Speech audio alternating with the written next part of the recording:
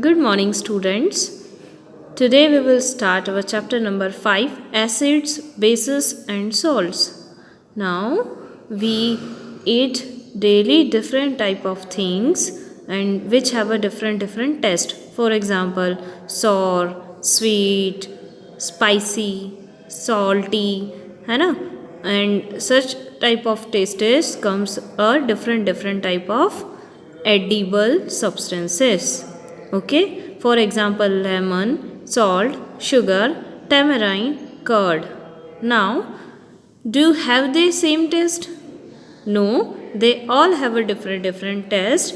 Now let's recall some edible substances and their tastes. For example, lemon juice is sour in taste, orange juice sour and sweet, curd sour, grapes sour and sweet. So these table in your book indicate the some edible substances and their taste. Okay. Now what are edible? The substances which we eat. हम जो खाते हैं उसे हम बोलते हैं edible substances, जिसे हम खा सकते हैं एज ए फूड. ठीक है. Now so some substances taste are sour, some taste are bitter, and some taste are sweet, and some taste salty. Okay. Now what are acid? तो curd, lemon juice, orange juice, vinegar taste sour. आपने देखा होगा कि जब आप lemon juice, orange juice, vinegar की बात करते हो तो ये खट्टे होते हैं, टेस्ट में सॉर होते हैं.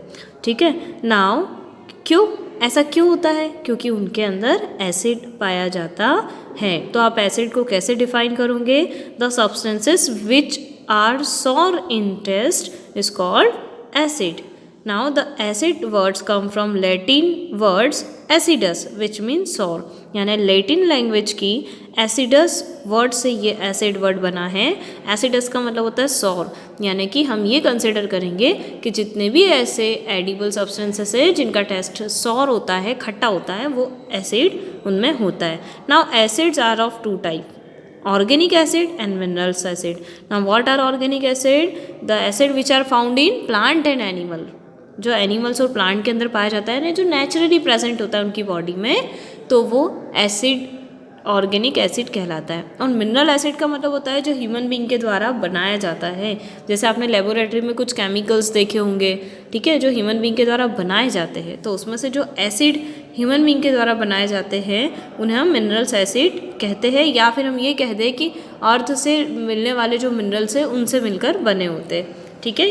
Here some table is given which shows some name of organic acids and their natural sources. For example, citrus acid we gain from citrus fruit. For example, orange and lemon. Lactic acid is found in curd.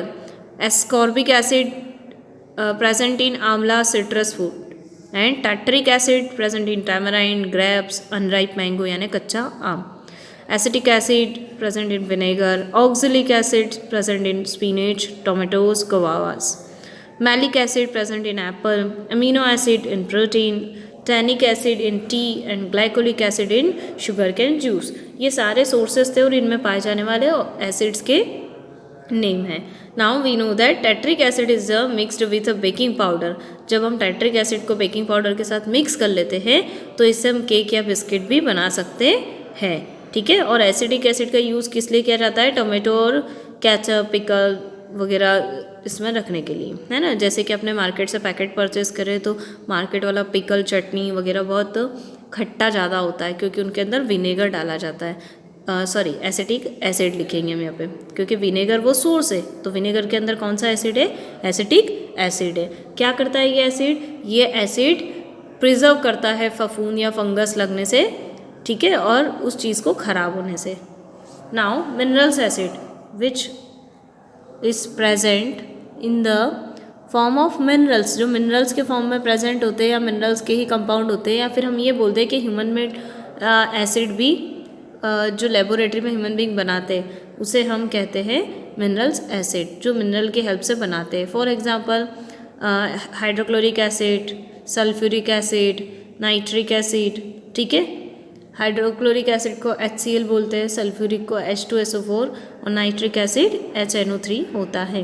ठीक है, इन्हें lab में बनाया जाता है। Now minerals acid are very strong and dangerous, मतलब आप ये जो ऑर्गेनिक एसिड की बात कर रहे हो, इनका इफेक्ट बहुत ही लाइटली होता है, मतलब आप इसे आसानी से खा भी सकते हो और हार्म नहीं करेगा। लेकिन ये जो एसिड मिनरल्स एसिड होते हैं ना, ये मिनरल्स एसिड बहुत स्ट्रांग होते हैं। क्यों? क्योंकि ये केमिकल लैबोरेटरी में बनाए जाते हैं, प्लस अगर ये स्किन पर अगर टच भी हो जाए तो स्किन को बर्न कर सकते हैं। अगर किसी मेटल पर गिर जाए तो मेटल को धीरे धीरे कोरोसिव यानी कि डिस्ट्रॉय कर सकते हैं, है ना। जैसे आपने देखा होगा टॉयलेट क्लीनर वगैरह उसमें भी आते हैं, तो आपने जैसे ही उसे टाइल्स पर डालते हो तो वहाँ से एक धुआं निकलता है, स्मेल आती है, और धीरे धीरे कुछ टाइम के बाद लगातार अगर आप उसी से वॉश करोगे तो टाइल्स की शाइनिंग भी चले जाती है। मतलब ये कोरोसिव नेचर के होते हैं, जिस सरफेस पर ये गिरते हैं उस सरफेस को घिस डालते हैं, ख़त्म कर देते हैं। Now this acid causes severe burn to the skin, मतलब अगर इसका एक ड्रॉप भी स्किन पर गलती से गिर जाए तो ये स्किन को बर्न कर देते हैं, और इसको बहुत केयर के साथ हैंडल किया जाता है, और इसको कभी भी प्योर फॉर्म में नहीं करते हुए थोड़ा सा पानी मिलाकर करते हैं, ताकि इसकी स्ट्रॉन्गनेस थोड़ी सी कम हो जाए, ठीक है। और हमें इसे गीले हाथ या उससे नहीं हैंडल करना चाहिए, क्योंकि ढूंढने की संभावना है, और साथ में इसे कभी भी टेस्ट करके नहीं देखना चाहिए। जैसे आप दूसरे एसिड जो लेमन ऑरेंज में प्रेजेंट है उसको आप आसानी से खा सकते हो, जो आपको इतना हार्म नहीं करेंगे, पर ये जो मिनरल्स एसिड अगर आप इसे खाने की कोशिश करोगे, इसे टेस्ट करने की कोशिश करोगे, तो ये आपकी टंग को भी बर्न कर देंगे। नाउ बेसिस का टेस्ट खट्टा नहीं होता, ठीक है, therefore it can not be N acid, यानी कि ये एसिड नहीं है। जो सॉर टेस्ट के होते हैं वो एसिड होते हैं, तो बेस का टेस्ट कैसा होता है? कड़वा, बीटर, ठीक है।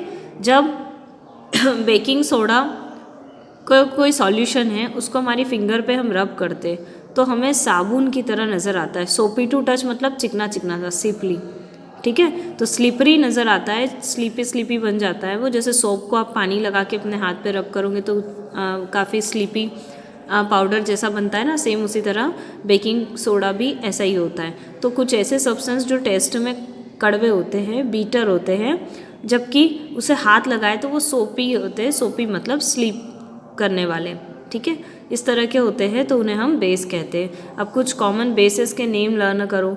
For example sodium hydroxide NaOH, potassium hydroxide KOH, calcium hydroxide CaOH का whole twice, and magnesium hydroxide MgOH whole twice, ठीक है। तो ये सब बेसिस थे। अब आपके जीके के लिए बता दूं कि बेसिस के फॉर्मूले में आपको OH हमेशा नज़र आएगा, यानी कि हर वो कंपाउंड जिसमें OH आयन होते हैं वो सब बेस कहलाते हैं। कुछ बेस के नेम बताएं यहाँ पर। जैसे कैल्शियम हाइड्रोक्साइड है तो कहाँ मिलता है आपको? चूने के अंदर। चूने के पत्थर होते हैं ना, लाइम, उसको अगर पानी में गला दिया जाए, लाइम वाटर जो होता है, ठीक है, उसके अंदर कैल्शियम हाइड्रोक्साइड पाया जाता है। अमोनियम हाइड्रोक्साइड कहाँ मिलेगा? विंडो क्लीनर सब्सटेंसेस में, फ्लोर क्लीनर या वुड पॉलिश जो मार्केट से आप सब्सटेंसेस लेकर आते हो ना, क्लीनिंग एजेंट्स, ये सब उसके अंदर अमोनियम हाइड्रोक्साइड होता है जो कि एक बेस है। Sodium hydroxide and potassium hydroxide ये सोप में पाया जाता है। मतलब सोप एक्चुअल क्या है? सोप सोडियम हाइड्रोक्साइड और पोटेशियम हाइड्रोक्साइड से ही मिलकर बनते हैं, जो कि एक बेस है। और मैग्नीशियम हाइड्रोक्साइड से एंटासिड्स यानी एसिडिटी कम करने वाले substances, cosmetic items and toothpaste और ऑइलमेंट्स बनते हैं, ठीक है। टूथपेस्ट वगैरह में भी बेस आता है। नाउ न्यूट्रल सब्सटेंसेस, मतलब ऐसे सब्सटेंसेस जो ना एसिड है ना बेस है, उसे हम न्यूट्रल सब्सटेंसेस कहते हैं। फॉर एग्जांपल प्योर वाटर, फिर जो सॉर और बीटर ना लगे टेस्ट में, ठीक है, यानी कि मीठे हो या खारे हो, तो जैसे ग्लूकोज है, यूरिया है, शुगर है, सॉल्ट है, शुगर कैन है, ये सब न्यूट्रल सब्सटेंस के एग्जाम्पल हैं, ठीक है। नाउ इंडिकेटर्स क्या होते हैं? तो इंडिकेटर्स वो सब्सटेंस होते हैं जो खुद का कलर चेंज करके ये इंडिकेट कर देते हैं कि कोई सब्सटेंस जिसके साथ उन्हें मिक्स किया गया है वो एसिड है या बेस है। मतलब इंडिकेटर का काम होता है इंडिकेट करना। क्या इंडिकेट करना? कि जो सब्सटेंस हम यूज़ कर रहे हैं वो एसिड है या बेस है।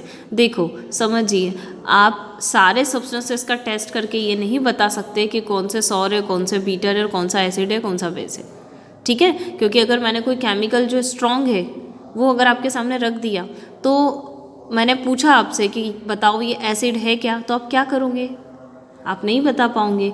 क्यों? क्योंकि अगर आपने उस अननोन केमिकल को अगर पी कर देख लिया, टेस्ट करके देख लिया, और सपोज कर लो वो एक स्ट्रॉन्ग एसिड निकला, तो आपकी स्किन बर्न हो जाएगी ना, आपकी पूरी माउथ के अंदर छाले हो जाएंगे, बर्न हो जाएगा। ठीक है, तो इस तरह से कुछ मिनरल्स फॉर्म वाले या मिनरल्स एसिड जो होते हैं उसको आप टेस्ट करके नहीं बता सकते, या मिनरल बेस होते हैं उनको टेस्ट करके आप नहीं बता सकते कि वो एसिड है या बेस है। किसी किसी का टेस्ट करना हार्मफुल होता है। ठीक है, सिर्फ हम ईटेबल सब्सटेंस जो होते हैं उन्हीं को खा सकते हैं, जैसे लेमन है, ऑरेंज है, सिलेक्टेड कर्ड है। ठीक है, हर केमिकल को टेस्ट नहीं कर सकते। तो अगर टेस्ट नहीं कर सकते तो फिर हमें कैसे पता चलेगा कि वो एसिड या बेस है? उसके लिए इंडिकेटर्स होते हैं। तो इंडिकेटर्स क्या है? कुछ ऐसे स्पेशल सब्सटेंसेस हैं जो अलग अलग कलर बताते हैं किसके साथ, अगर वो एसिड से मिल जाए तो, और अगर वो बेस से मिल जाए तो, दोनों में ही वो अपना कलर चेंज अलग अलग कर लेते हैं, जिसके कारण हम ये पहचान लेते हैं कि सब्सटेंस एसिडिक है या बेसिक है, या फिर हम न्यूट्रल है ये पता कर ले। ठीक है, तो इसको हम कहते हैं इंडिकेटर, या एसिड बेस इंडिकेटर भी कहते हैं। ठीक है, अब देखो कैसे पता करते हैं। तो जब कोई सब्सटेंस है, हमें जिसका टेस्ट लगाना है एसिड या बेस का, उसकी 2 या 3 ड्रॉप हम इस इंडिकेटर की 2 या 3 बूंदों से मिला देंगे तो इंडिकेटर का कलर चेंज हो जाएगा। तो एसिड के साथ उसी इंडिकेटर का कलर अलग चेंज होगा, और बेस के साथ अगर उसी इंडिकेटर को मिलाएंगे तो वो अलग कलर बनाएगा। तो इस तरीके से दोनों के कलर की टेस्टिंग से हम पता कर लेते हैं कि एसिड है या बेस है। अब इंडिकेटर कैसे बनाए जाते हैं? तो कुछ इंडिकेटर नेचुरली या बोल सकते हैं कि ऑर्गेनिक सब्सटेंसेस से बनाए जाते हैं। फॉर एग्जांपल प्लांट या प्लांट की हेल्प से। तो जैसे टर्मरिक है, टर्मरिक एक बहुत अच्छा इंडिकेटर होता है क्योंकि ये बेस के साथ अपना कलर चेंज कर लेता है। बेस कैसा? सोप। आपने देखा होगा कि जब जो टर्मरिक होता है उसको अगर उसकी कोई ड्रॉप या कोई क्लोथ पर अगर वो लग जाए और उस पर हम सोप रब करेंगे तो सोप रब करने से उसका कलर ब्राउन कलर या डार्क ब्राउन कलर में चेंज हो जाता है, येलो से। तो इससे क्या समझ में आया कि टर्मरिक सोप क्या होता है? बेस होता है, अभी हमने पढ़ा। तो किसी भी बेस के कांटेक्ट में आएगा तो उसका कलर रेडिश ब्राउन या डार्क ब्राउन हो जाएगा, और अगर एसिड के कांटेक्ट में आया तो उसका कलर चेंज नहीं होगा। तो सेम उसी तरह टर्मरिक है, लिटमस है, चाइना रोज पेटल है, कैबेज जूस है, ये सब ये नेचुरली अकरिंग इंडिकेटर होते हैं। जबकि जो ह्यूमन बींग के द्वारा लैब में बनाए गए हैं वो है फिनोल्फथलीन और methyl orange indicator. Now we will discuss one by one all the natural indicators. First, litmus as an indicator. ठीक है, तो लिटमस क्या होता है? तो लिटमस आपको लाइकेन से मिलता है। ये आपको प्लांट जैसी स्ट्रक्चर दिख रही है ना, ये लाइकेन है। लाइकेन का मतलब होता है जो एल्गी, एल्गे मतलब छोटे छोटे प्लांट जो बारिश के समय उग जाते हैं, ये इस तरह के। ठीक है, और फंगाई यानी फफूंद, दोनों का मिक्सअप करके ये प्लांट बढ़ता है। यानी कि एल्गी फंगाई पर डिपेंड होती है, फंगाई एल्गे पर डिपेंड होती है। हमने सिम्बायोटिक रिलेशनशिप में ये चीज़ पढ़ी थी। ठीक है, तो इस तरीके से लाइकेन जो बनता है, इस लाइकेन को डिस्टिल वाटर के साथ मतलब इस गलाया जाता है, और गलाने के बाद ये एक सॉल्यूशन के फॉर्म में भी यूज़ कर सकते हैं, और पेपर की तरह, जैसे कि बम्बू ट्री से हम पेपर बनाते हैं ना, वैसे इस लिटमस के पेपर भी बनाए जाते हैं। तो अगर इसको हम इस लिटमस का एक सॉल्यूशन तैयार कर सकते हैं डिस्टिल वाटर के साथ, तो वो कहलाएगा नेचुरल लिटमस सॉल्यूशन। अब उस सॉल्यूशन का यूज़ भी आप एसिड और बेस का टेस्ट करने में पता कर सकते हो, है ना। आप सब्सटेंस के साथ इस सॉल्यूशन को मिला दो, तो अगर कलर चेंज होगा तो एसिड के साथ अलग होगा और बेस के साथ अलग होगा। ठीक है, नाउ कैसे वर्क करता है लिटमस? तो ये नेचुरल लिटमस सॉल्यूशन होता है। मान लो इसको आपने एसिड सॉल्यूशन के अंदर मिला दिया तो ये रेड कलर में चेंज हो जाएगा। ठीक है, तो ये एक बेसिक सॉल्यूशन जो रहता है वो ब्लू कलर में, अगर बेस के साथ मिला दिया तो ब्लू में चेंज हो जाएगा, और एसिड के साथ मिला दिया तो इसका कलर रेड हो जाएगा। तो आपको ये लर्न करना है कि एसिड के साथ ये कौन सा कलर देगा? रेड। अब आप जिस भी सब्सटेंस को, जिस अननोन सब्सटेंस को अगर इसके साथ मिक्स करोगे और जहाँ भी इसने रेड कलर दिखा दिया, ठीक है, तो इसका मतलब ये है कि ये जो सब्सटेंस मिलाया जा रहा है अननोन, वो एसिड है। और अगर इसी ने ब्लू कलर इंडिकेट कर दिया तो इसका मतलब है जो सब्सटेंस मिलाया वो बेस है। ठीक है, तो लिटमस सॉल्यूशन लेबोरेटरी में अवेलेबल भी होता है, और आजकल मार्केट में सॉल्यूशन की जगह इसकी स्ट्रिप बनाई जा रही है। ठीक है, पेपर फॉर्म में भी यूज़ किया जाता है, जैसे फिल्टर पेपर, बटर पेपर होते हैं ना, वैसे पतली पतली इस तरह की कुछ स्ट्रिप आने लगी है। ठीक है। और ये स्ट्रिप ब्लू और रेड कलर में भी अवेलेबल है। ब्लू कलर वाली स्ट्रिप की क्या क्वालिटी है कि जैसे ही आप इसको किसी अननोन सब्सटेंस से मिलाओगे, ठीक है, और अगर इसका कलर चेंज नहीं हुआ, ब्लू का ब्लू ही रहा, तो इसका मतलब वो सब्सटेंस बेस है। और अगर इसका कलर ब्लू से रेड में चेंज हो गया तो वो सब्सटेंस एसिड है। सेम उसी तरह रेड कलर वाली स्ट्रिप है, अगर उसको किसी भी अननोन सब्सटेंस से मिलाया, ठीक, और मिलाते समय उसका कलर चेंज नहीं हुआ तो इसका मतलब वो एसिड है। लेकिन अगर कलर चेंज हो गया ब्लू में तो वो बेस सब्सटेंस है। यानी कि acidic substance blue litmus paper को रेड में चेंज कर देता है और base substance red litmus paper को ब्लू में चेंज कर देता है, ठीक है। तो ये थीन पेपर स्ट्रिप के फॉर्म में भी अवेलेबल है। ब्लू कलर का लिटमस पेपर भी मार्केट में मिलता है और रेड कलर का भी मिलता है। ओके, नाउ एक्टिविटी फर्स्ट में आपको कुछ टेबल गिवन है और आप इसी लिटमस पेपर को मार्केट से परचेस करके आप ये टेस्ट लगा सकते हो। जैसे आपने उस लिटमस पेपर की स्ट्रिप पे लेमन जूस की ड्रॉप डाल दी, अब उसका कलर चेंज, रेड वाले और ब्लू वाली दोनों स्ट्रिप लेकर बैठो, रेड पर कलर चेंज नहीं हुआ और ब्लू वाला रेड में चेंज हो गया, यानी कि ये लेमन जूस एसिड है, ठीक है। तो इस तरह ये सारे सब्सटेंस दोनों ही स्ट्रिप पर दो दो ड्रॉप अगर गिराए जाते हैं तो जिसका भी कलर रेड लिटमस पेपर से ब्लू में चेंज हो जाता है तो वो सारा बेस सब्सटेंस कहलाएगा, और जो ब्लू वाला रेड में चेंज हो गया तो वो एसिडिक सब्सटेंस कहलाएगा। तो ये एक्टिविटी आप कर सकते हो, लेबोरेटरी एक्टिविटी भी है, प्रैक्टिकल के फॉर्म में बेस्ट है। बस इसके लिए हमें पेपर चाहिए, लिटमस पेपर। Now turmeric. अब टर्मरिक में आपको क्या लाना करना है कि एक नेचुरल इंडिकेटर होता है टर्मरिक, और इसका एक खासियत है कि जब इसको आप इस तरीके से पेपर फॉर्म में भी कन्वर्ट कर सकते हो। देखो, इस तरीके से एक चम्मच टर्मरिक ले लो, उसमें अल्कोहल मिक्स कर लो और उसका एक पेस्ट बना दो, ठीक है, और एक पेपर के ऊपर उसको ऐसे बिछा दो, तो ये टर्मरिक का पेपर भी बन सकता है। अदरवाइज आप डायरेक्ट घोल या सॉल्यूशन का यूज़ भी कर सकते हो, ठीक है। अब आपको लर्न क्या करना है कि जब भी किसी टर्मरिक के कांटेक्ट में कोई बेस की ड्रॉप या कोई ऐसा सॉल्यूशन है जो हमें नहीं पता, अननोन है, उसकी ड्रॉप अगर हम यहाँ गिराते हैं तो इसका कलर अगर डार्क ब्राउन हो जाए तो इसका मतलब है वो अननोन सब्सटेंस क्या कहलाएगा, बेस, ठीक है। लेकिन अगर इसका कलर चेंज ना हो तो इसका मतलब है वो एसिड है या तो न्यूट्रल है। तो आपको ये लर्न करना है कि टर्मरिक येलो कलर की जो रहती है उससे वो रेड कलर या ब्राउन कलर में चेंज हो जाती है, किसके साथ, बेस के साथ। तो बेस होगा तो टर्मरिक का कलर रेड से ब्राउन, येलो से ब्राउन हो जाएगा या रेड हो जाएगा, और एसिड के साथ कोई कलर, एसिड और न्यूट्रल सब्सटेंस के साथ कोई कलर चेंज नहीं होगा, ठीक है। नाउ एक्टिविटी सेकेंड, टर्मरिक का कुछ यूज़ भी बताया आपको यहाँ पर कि आप कड़ी वगैरह उसमें बनाते हो और गलती से खाते समय आपके शर्ट पे गिर जाते हैं वो दाग, तो आप जब सोप से उसे रब करते हो क्लीन करने के लिए तो वो डार्क येलो की जगह और ज़्यादा डार्क होकर रेड में कन्वर्ट हो जाता है। तो ऐसा क्यों होता है, क्योंकि सोप होता है बेस, और बेस के कांटेक्ट में जब भी टर्मरिक आएगी तो अभी हमने पढ़ा उसका कलर रेड हो जाएगा, इसलिए ऐसा होता है। नाउ एक्टिविटी 2, यहाँ पर कुछ सॉल्यूशन दिए हैं, जैसे सोप सॉल्यूशन है, एरिएटेड ड्रिंक है, शैम्पू है, हाइड्रोक्लोरिक सॉल्यूशन है, नाइट्रिक सॉल्यूशन है। अब ये सॉल्यूशन लेके आपको पता लगाना है कि टर्मरिक के साथ इनका कलर चेंज होता है या नहीं होता। तो देखो, सॉप सॉल्यूशन था तो टर्मरिक के साथ कलर चेंज हो गया रेड में, और यहाँ पर कोई चेंज नहीं हुआ, तो यहाँ से हमें पता चल गया बेसिक सॉल्यूशन है। एरिएटेड ड्रिंक चेंज नहीं हुआ तो इसका मतलब ये एसिड है।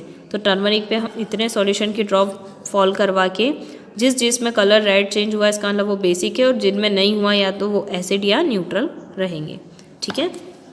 सेम उसी तरह चाइना रोज इंडिकेटर की बात करते हैं, ठीक है। तो चाइना रोज इंडिकेटर में हम देखेंगे कि ये भी एक नेचुरल सब्सटेंस है।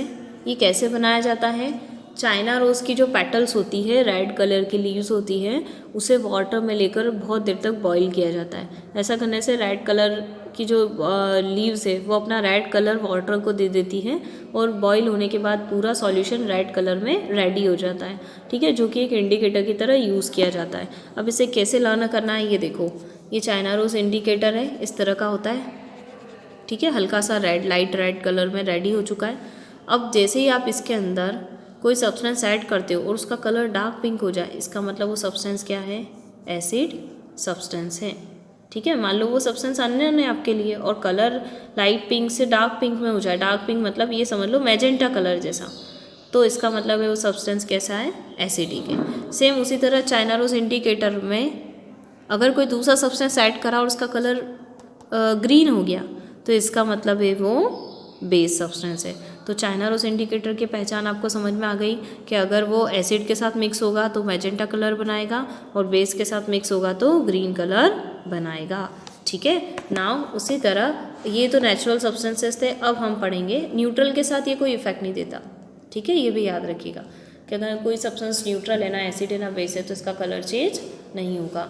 नाउ फिनोप्थिलीन इंडिकेटर की बात करते हैं जो ह्यूमन मेड इंडिकेटर होता है। तो फिनोप्थिलीन क्या है, एक ऑर्गेनिक डाई है जो फिनोल्थिलीन इंडिकेटर होता है उसे कलर के अंदर यानी फिनोप्थिलीन नाम की डाई यानी कलर होता है, जैसे सूखा हुआ स्याही या इंक आती ना, उस तरह एक कलर होता है जिसको अल्कोहल में घोलकर बनाया जाता है। ठीक है, और ये कलरलेस सॉल्यूशन होता है, ट्रांसपेरेंट होता है।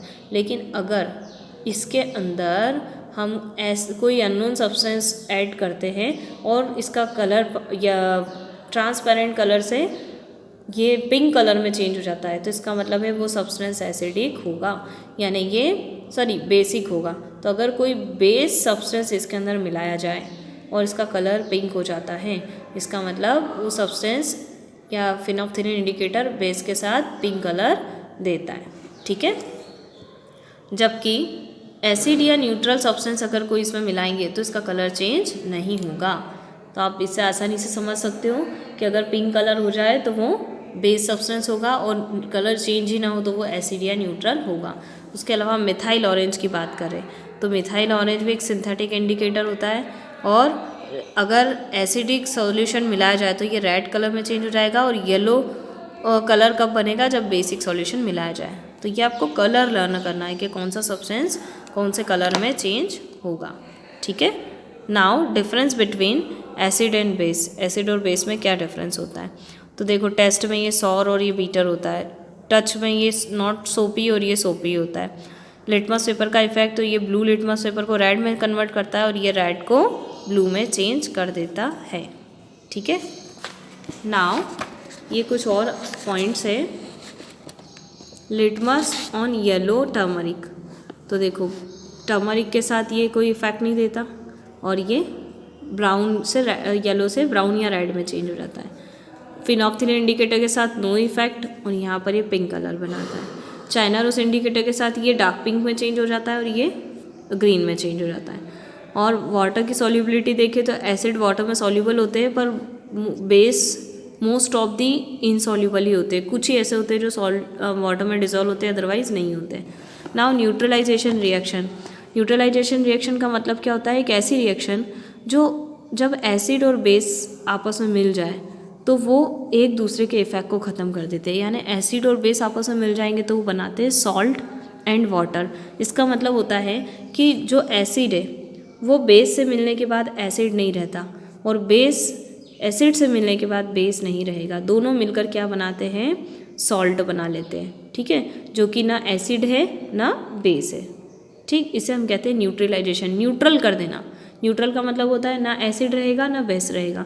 तो न्यूट्रलाइजेशन क्यों कहा इसे, क्योंकि इस रिएक्शन में एसिड और बेस जब आपस में मर्ज होते हैं तो वो सब्सटेंस को सॉल्ट में कन्वर्ट कर देते हैं। सॉल्ट का मतलब होता है जो न्यूट्रल है।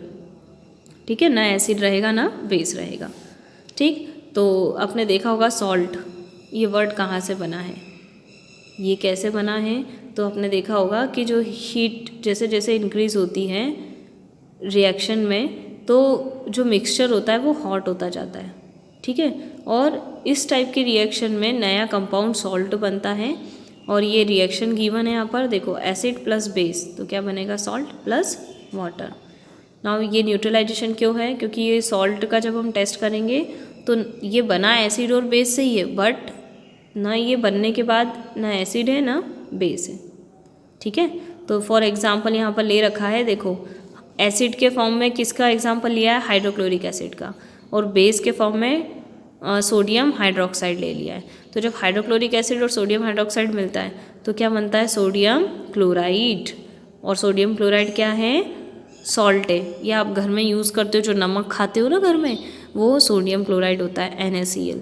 ठीक है, वो इन दोनों की रिएक्शन से ही बनता है। अब हमें पता है कि जो बेस होता है वो कलरलेस होता है, फिनोल्फथालीन इंडिकेटर को पिंक कलर में चेंज कर देता है।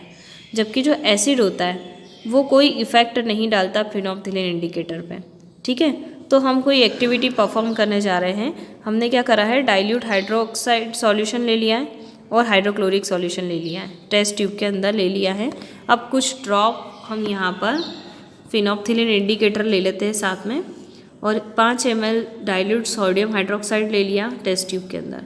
और ये देखो, ये हाइड्रोक्साइड सॉल्यूशन है, ये ट्रांसपेरेंट कलर का है। इसके अंदर से हमने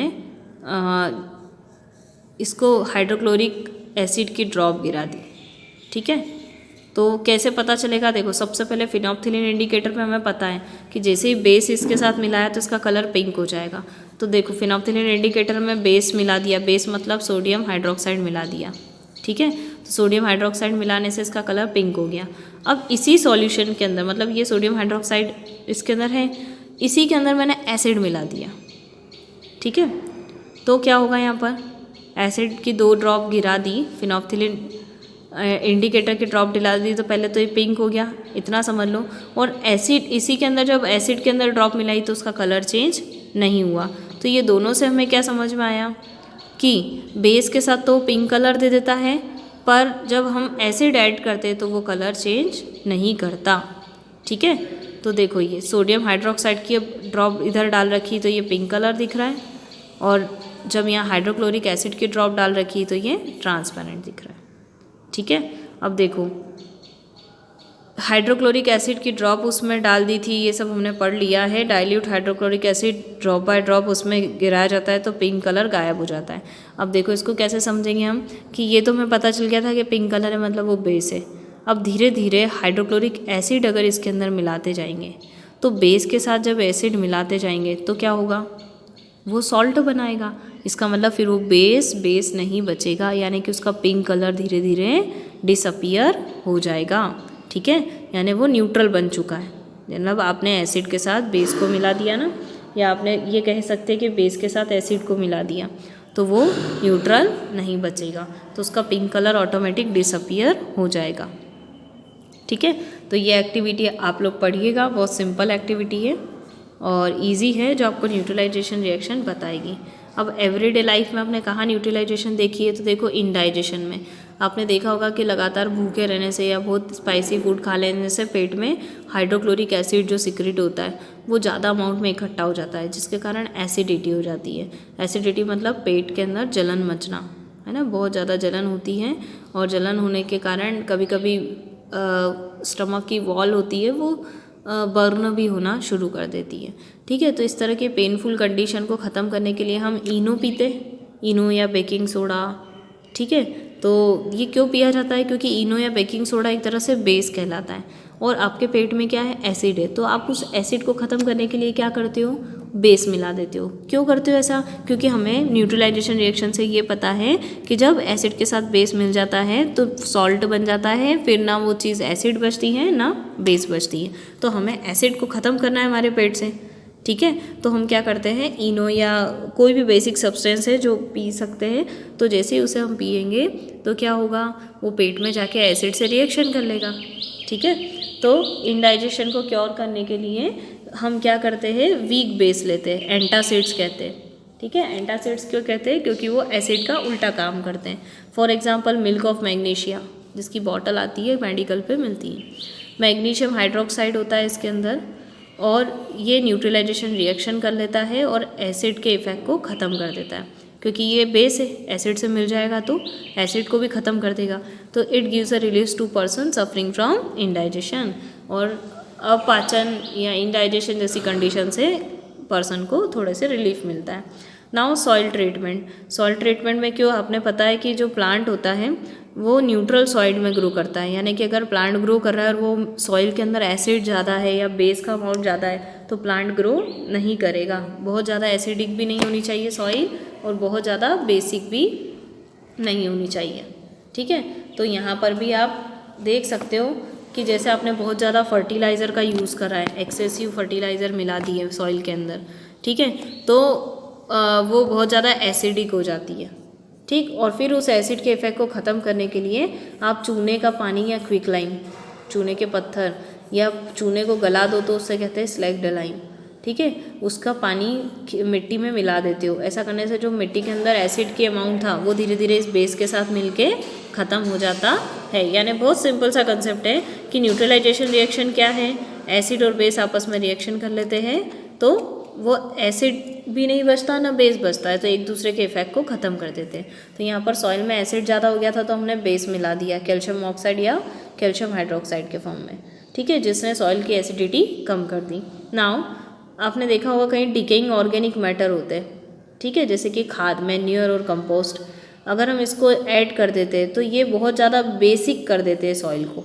अब हमें तो सॉइल न्यूट्रल चाहिए, बहुत ज़्यादा बेसिक होगा तो भी प्लांट ग्रो नहीं करेगा, तो हम मैन्योर डाल देते हैं ताकि मैन्योर के अंदर कुछ एसिड पाया जाता है, क्योंकि वो बैक्टीरिया वगैरह इंक्लूड होते हैं ना उसमें, तो बैक्टीरिया अपने यूरिन के फॉर्म में या वेस्ट के फॉर्म में एसिड सिक्रेट करता है, तो हम यहाँ पे मैन्योर मिला देते हैं ताकि वो बेस के इफेक्ट को कम कर दें, ठीक है। यानी बहुत सिंपल है, बेस के इफेक्ट को कम करना है तो एसिड मिला दो और एसिड के इफेक्ट को कम करना है तो बेस मिला दो, ठीक है। Now ant and bee sting, तो इसका क्या यूज़ है, तो आपने देखा होगा कि आंट और बी स्टिंग है अपने खुद की सेफ्टी के लिए, वो कभी कभी काट लेती है, डंक मार देती है, तो उसका जो स्टिंग होता है ना, स्टिंग मतलब डंक, ठीक है, वो फॉर्मिक एसिड हमारी बॉडी के अंदर रिलीज़ कर देती है, क्योंकि उनके पास एसिड होता है, वो अपनी सेफ्टी के लिए जैसे ही हमें काटती है, ठीक है, तो वो क्या करती है वो जो उनका स्टिंग या डंक होता है उसके थ्रू फॉर्मिक एसिड हमारी बॉडी के अंदर एंटर करवा देती है स्किन के अंदर, ठीक है, जिसके कारण वहाँ पर बर्निंग होती है, पेनफुल बर्न होता है और सूजन भी, स्वेलिंग भी आ जाती है। तो इस तरह के स्टिंग के कारण जो न्यूट्रलाइजेशन रिएक्शन होती है वो हमें करना है, क्योंकि स्टिंग के थ्रू उसके अंदर एसिड चला गया है, और जब तक एसिड रहेगा तब हमें पेनफुल बर्न भी होगा और सूजन भी रहेगी। तो हम क्या करते हैं, वहाँ पे बेकिंग सोडा मिला देते हैं, यानी कि उस एसिड के इफेक्ट को ख़त्म करने के लिए हमें बेस मिलाना है, तो हमने बेकिंग सोडा मिला दिया, या कैलेमाइन लोशन जो मार्केट में मिलता है वो मिला देते हैं, ठीक है, ताकि वो एसिड और बेस आपस में मिलकर उस एसिड के इफेक्ट को ख़त्म कर दे, ठीक, जिसके कारण स्वेलिंग और पेन भी ख़त्म हो जाता है। फैक्ट्री वेस्ट, आपने देखा होगा फैक्ट्री से निकलने वाले जो हार्मफुल केमिकल्स होते हैं उसमें एसिड होता है। अब सुनो, ये सारे जो एसिड्स है, ठीक है, ये अनट्रीटेड अगर फैक्ट्री से निकल जाए, अनट्रीटेड मतलब इस एसिड को ठीक ना करते हुए या इसके इफेक्ट को कम ना करते हुए डायरेक्टली अगर वाटर में मिला दिया जाए, तो वाटर बॉडीज़ में रहने वाले प्लांट्स हैं और एक्वेटिक एनिमल्स हैं, वो सब इस एसिड के कारण मर जाएंगे। इसलिए फैक्ट्री से जब भी कोई वेस्ट रिलीव किया जाता है तो अगर वो एसिडिक है तो उसे पहले चेक करके रिलीव किया जाएगा, डायरेक्टली एसिडिक सब्सटेंस को बाहर पानी में मिक्स नहीं करने देते। क्यों? क्योंकि अगर वो एसिड होंगे तो जो एक्वेटिक लाइफ है वो मर जाएगी, ठीक है।